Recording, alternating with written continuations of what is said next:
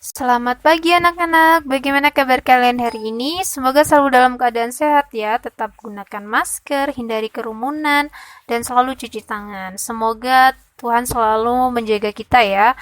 Oke, anak-anak hari ini kita akan belajar tentang, kita akan melanjutkan materi selanjutnya ya, tentang pendistribusian kembali atau redistribusi pendapatan nasional. Nah, setelah kemarin kita mempelajari tentang penguatan ekonomi maritim dan agrikultur di Indonesia, yang ternyata sangat berdampak pada pendapatan nasional. Jadi, salah satu tujuannya itu kan menyejahterakan masyarakat secara adil dan merata.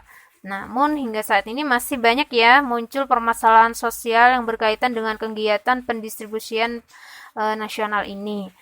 Nah, permasalahan ini menimbulkan kesenjangan ekonomi nih antara mereka yang memiliki pendapatan tinggi dan mereka yang memiliki pendapatan rendah. Tapi ngomong-ngomong tentang kesenjangan sosial, kalian mengerti apa itu kesenjangan sosial?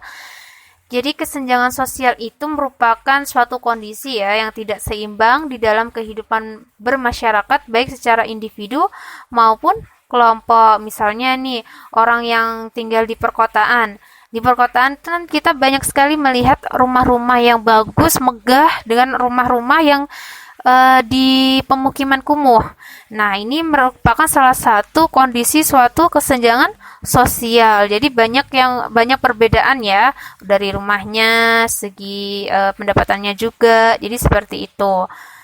Nah, karena banyaknya permasalahan ini dan memunculkan kesenjangan sosial, pemerintah ini mengadakan redistribusi pendapatan dalam masyarakat secara adil dan merata. Tapi, apa sih itu redistribusi pendapatan?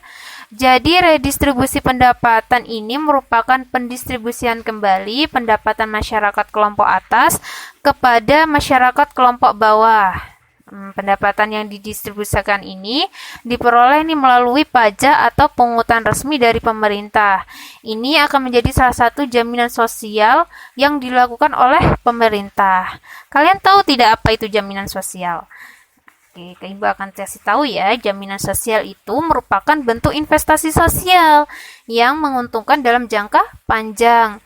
Jaminan sosial ini salah satu bentuk perlindungan sosial ya yang diselenggarakan oleh negara guna menjamin warga negaranya itu terpenuhi kebutuhan hidup dasarnya yang layak.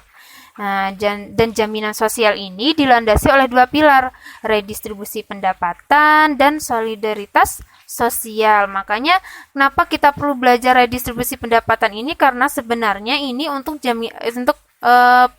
pengetahuan kita ya, dan ternyata kita tuh ada jaminan sosial. Nah, terus maksudnya untuk solidaritas sosial ini apa ya, Bu? Nah, solidaritas sosial ini terkait dengan jaminan sosial ini merupakan suatu perasaan saling percaya antara para anggota dalam satu kelompok atau komunitas.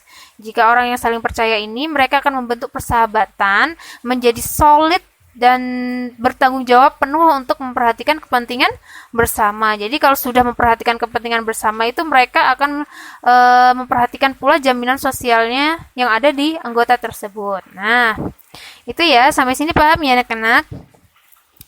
Jadi bentuk redistribusi pendapatan itu ada dua, yaitu redistribusi vertikal dan redistribusi horizontal. Nah, redistribusi vertikal ini merupakan redistribusi pendapatan dari kelompok atas ke kelompok bawah. Contohnya nih, dari pajak yang berasal dari masyarakat berpenghasilan tinggi dialokasikan sebagai sumber dana pada program keluarga harapan dan bantuan sosial yang terdampak COVID-19. Selanjutnya yaitu contoh dari redistribusi horizontal ini adalah redistribusi pendapatan antara kelompok yang memiliki pendapatan sama dia ininya.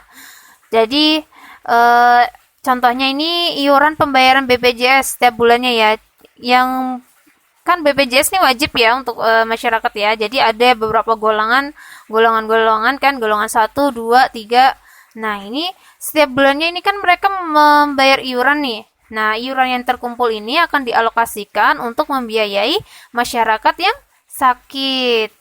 Jadi itu ya. Nah, selanjutnya program-program apa saja yang disiapkan oleh pemerintah untuk redistribusi pendapatan ini. Jadi, pemerintah itu mempunyai beberapa program, salah satunya yaitu yang pertama program redistribusi pemberian jaminan akses kebutuhan dasar bagi masyarakat bawah. Nah, kita belajar nih ya. Program ini ditujukan untuk masyarakat bawah. Jadi ini khusus untuk masyarakat menengah ke bawah ya. Program ini sebagai upaya pemerataan pendapatan dalam masyarakat dengan memenuhi kebutuhan dasar mereka, seperti kebutuhan pokok, kebutuhan kesehatan, dan kebutuhan pendidikan. Nah, contoh-contohnya apa saja sih Bu ini? Nah, yang pertama itu ada bantuan sosial. Bantuan sosial ini biasanya kan pemerintah di desa ya, misalnya ini ya, ada itu bantuan sosial sembako, biasanya beras, minyak, gula, dan biasanya sarden juga ya. Nah, terus selanjutnya apa lagi contohnya? Yang kedua yaitu program keluarga harapan untuk keluarga miskin, dan selanjutnya yaitu program Indonesia Pintar. Nah, jika kalian kan sekarang di sekolah itu ada yang namanya Kartu Indonesia Pintar ya. Itu merupakan salah satu program nih jaminan akses pada bidang pendidikan. Selanjutnya itu tentang program jaminan kesehatan nasional atau Jamkesnas ya. Terus ada juga program perumahan bersubsidi. Jadi masyarakat yang ingin mempunyai rumah dari menengah ke bawah itu dia mampu membayar dengan harga yang miring, sehingga terpenuhilah sandang, pangan, papan sebagai kebutuhan dasar manusia ya. Nah, program selanjutnya yaitu tentang program kelompok usaha bersama atau KUB dan usaha ekonomi produktif atau UEP. Nah, program ini merupakan kelompok keluarga miskin yang dibentuk, tumbuh dan berkembang atas prakarsanya dalam melaksanakan usaha ekonomi produktif. Tujuan pembentukan program ini jelas ya, sebagai untuk meningkatkan pendapatan dan kesejahteraan sosial keluarga. Biasanya, KUB ini juga beranggotakan 5-20 kepala keluarga dari masyarakat miskin yang terdata pada penanganan fakir miskin dan orang tidak mampu. Jadi, ini sasarannya dari program kelompok KUB ya. Dan selanjutnya itu program pengembangan usaha mikro, kecil, dan menengah. Nah, atau yang biasa kita sebut UMKM. UMKM ini merupakan usaha ekonomi kreatif dan produktif yang dimiliki, dimodali, dan dikelola oleh masyarakat. Jadi masyarakat yang memilikinya, modalnya dari masyarakat juga, dan dikelola oleh masyarakat. Jadi semakin berkembang banyaknya UMKM, maka jumlah wirausaha itu akan semakin bertambah. Nah, ini sangat penting ya keberadaannya untuk peningkatan kesejahteraan masyarakat dan perekonomian nasional. Oleh karena itu, sektor UMKM ini perlu dikembangkan nih secara terpadu.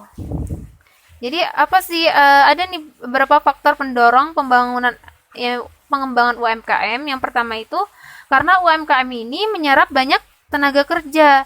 Jadi tersedia lapangan kerja ini juga berpotensi menyerap banyak tenaga kerja. Jika banyak tenaga kerja yang diserap, maka taraf hidup masyarakat akan meningkat. Dampaknya jumlah kemiskinan akan berkurang. Selanjutnya yang kedua itu, faktor pendorong kedua itu karena UMKM ini berpotensi mendukung upaya pemerataan distribusi pembangunan. Nah, kan faktanya nih sebagian besar UMKM beroperasi di daerah pedesaan ya. Selain itu juga bahan baku yang digunakan dalam kegiatan produksi berasal dari sumber daya alam yang lokal nih. Nah, karena berkembangnya UMKM ini, maka di pedesaan ini menjadi penopang perekonomian masyarakat dan mendorong pembangunan. Jadi masyarakatnya ini mulai terbina gitu ya. Selanjutnya, faktor pendorong ketiga yaitu UMKM membantu pemerataan distribusi pendapatan. Karena pengembangan UMKM ini akan mempekerjakan banyak tenaga kerja sehingga dapat meningkatkan daya beli masyarakat. Nah, kondisi seperti ini masyarakat yang banyak bekerja akan meroleh pendapatan secara rutin. Dari sini akan terjadi pemerataan distribusi pendapatan sehingga masalah kemiskinan ini akan teratasi. Nah, dari tadi kan kita belajar nih kalau UMKM ini kan dikelola, dimiliki